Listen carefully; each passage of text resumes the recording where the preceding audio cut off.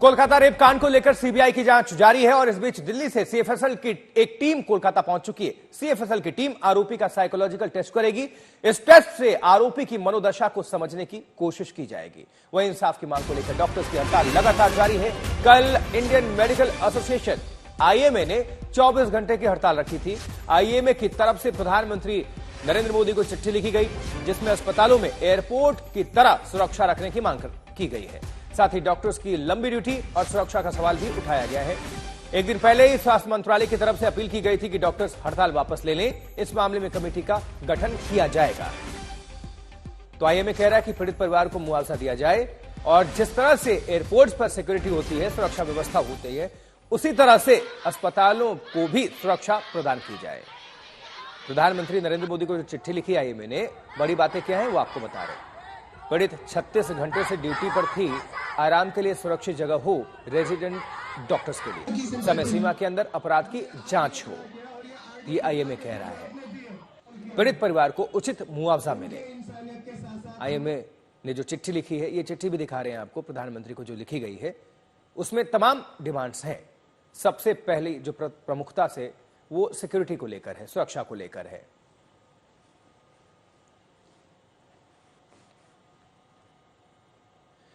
तो कोलकाता की पीड़िता के पिता ने आज तक से एक्सक्लूसिव बातचीत में शक जताया है कि हो सकता है कि वारदात कहीं और हुई हो। कोलकाता में डॉक्टर बेटी के साथ दरिंदगी के 10 दिन बात भी सस्पेंस बना हुआ है। अब तक साफ नहीं है कि वारदात के कितने गुनहगार हैं। अवश्य चाहता है डिपार्टमेंट के खिलाफ तो कार्रवाई हो रहा है। हम तो देख रहा है, आप भी देख रहा है। किसी को नहीं दिया गया है, हम लोग मांगा भी नहीं। हम लोग तो किसी का ऊपर भरोसा रखना है, यही हम धीरे धीरे आगे बढ़ रहा है। ये मालूम हमको लगता है कोई जस्टिस मिलेगा। उस दिन इतना जल्दीबाजी था, गाड़ी 10-20 आदमी थे और ड्राइवर चला नहीं रहा था। वो उसको क्या बोले, जोर से हटाने का। सर, पूरे देश के डॉक्टर्स जो हैं जगह जगह स्ट्राइक कर रहे हैं। इसके बारे में हम बोलेंगे वो सब मेरा लड़का लड़की का सामान है। वो हमको हम मांगता है, हमारा एक लड़की दिया है, 4 लड़की मेरे पास, लड़का लड़की मेरा पास आके उसका क्या बोले है, उसका कोई भाषा हमारे पास नहीं आ रहा है। तो आदमी खड़ा हुआ है, लेकिन जस्टिस मिलना चाहिए। आप क्या जस्टिस चाहते? जो आदमी जो किया है, इस सब काम तो किसी ने किसी किया है ना। मेरा लड़की तो अपने आप गुजार नहीं दिया ना, उसका कड़ी से कड़ी सजा नहीं। तो कोलकाता रेप कांड में लगातार सबूत जुटाए जा रहे हैं और अब तक सीबीआई ने किसी नतीजे पर पहुंचने के संकेत तो नहीं दिए हैं। जिन नए लोगों से पूछताछ की तैयारी है, उनमें सिक्योरिटी गार्ड्स हैं, फ्लोर सुपरवाइजर भी शामिल हैं।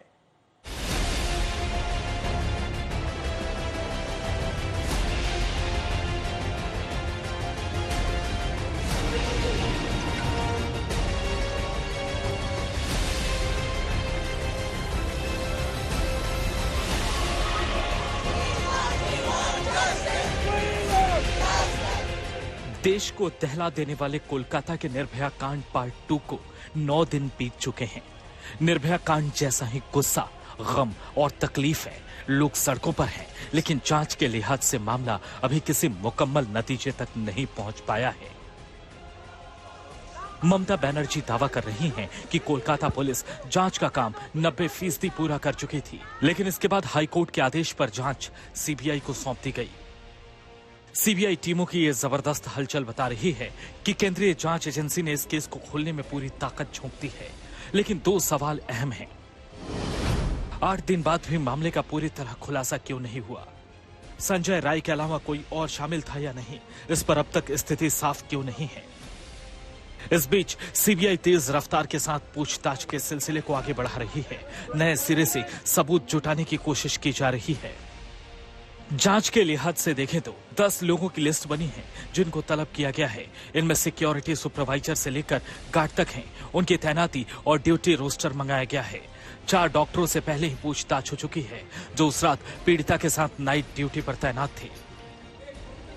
सीबीआई की टीमें डिजिटल सबूत जुटा रही हैं। ये वो 3D स्कैनर है जिसको लेकर सीबीआई की एक खास टीम मौके पर पहुंची थी। मकसद यह है कि पता किया जाए कि वारदात की जगह पर संजय राय ही मौजूद था या फिर कोई और भी था। डिजिटल सबूत काफी मददगार हो सकते हैं। कल ही उन 4 डॉक्टरों से सीबीआई ने पूछताछ की जो उस अभागी रात को आरजी कर अस्पताल में पीड़ित लेडी डॉक्टर के साथ नाइट ड्यूटी पर थी। इन डॉक्टरों से काफी अहम जानकारी मिली है। इसी आधार पर नए लोगों को तलब किया गया है।